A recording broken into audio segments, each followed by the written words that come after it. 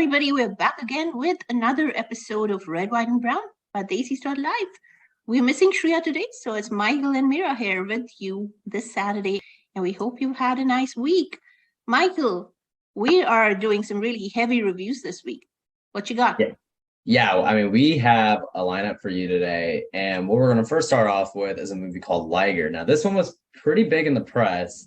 There was a lot of, pretty good trailers that came out, and obviously, news came that Mike Tyson was going to make a big feature in this. So, I was definitely excited for this movie. As a fan of fighting sports such as MMA and UFC, I was really, really, really excited to, see a Bollywood film that does this kind of depiction. But boy, let me tell you, was I disappointed. So just to kind of give you a quick 30,000 on Liger. Liger is a Hindi and Telegu film that tells the story of a man named Liger, and he's essentially this natural-born fighter that, right off the bat, you can see he has this ability to just take on 20, 30 people all at once, almost superhuman-like strength.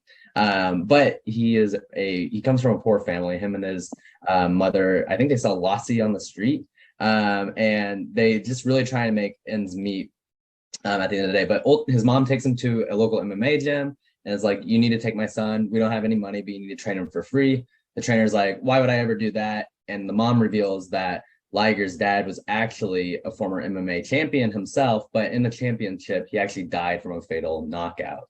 So this kind of embarked Liger's journey to become an MMA fighter. But first he had to go through, being made fun of because he had a really, really bad stutter, a excruciatingly bad stutter that you could, it impaired you just understanding a lot of things he would try to say. He was made fun of by people at the gym, and ultimately he was really their errand boy. But we get to see kind of the story of him coming from nothing to traveling all the way to Las Vegas to compete as an MMA fighter. So that's the 30,000. But you and I both know that I did not like this movie, and we're going to get into that real quickly. But first, I think it would be great to play a song. What are we listening to? Boy, I have to tell you, before I slide in the song, I have to tell you, I was so glad when you said, hey, I'm going to go watch it, because by that time, I was literally seeing the first reviews coming in, and I'm like, I cannot withstand being there. And I'm so glad Michael went instead, because, hey. She trapped me. She baited me. She was like, oh, it has Mike Tyson. You should go watch, when she already knew that this movie was. I was telling Mike Tyson to you, but having said that, let me play a song from this movie. It's called Afterward. I know you enjoyed the song a lot. You did, right? Yeah, it's a song in which the hands are coming out of the walls. Right? Some of the songs are good, but I'll talk real quick, once we come up about what I thought about some of the music scenes. Michael, you were talking about the song. The song is better heard instead of seen, because a lot of the music scenes that were in this film just were very choppy, very random. Ultimately, they didn't really fit in with the film, but some of the songs that were in this were actually quite catchy. So I did enjoy those. But let me rip this film apart real quick, because boy, I have some strong feelings on this. So first off, let's talk about the cast. I was really excited, to kind of see this cast in action. Mind my pronunciation, but Vijay Deverakonda, and Ananya Pandey. I was looking forward to seeing these two, really do a good job on the film. But man, I don't know if it was the script or I don't know if it was the actors themselves, but something just did not execute. I'm going to lean with the script, but let me just dive in a little bit.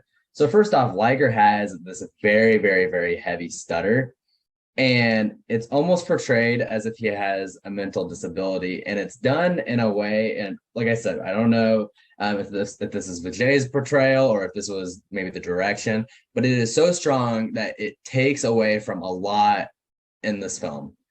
It was very hard to be able to watch this film, with him doing the stutter the way he was doing and be able just to concentrate on the plot.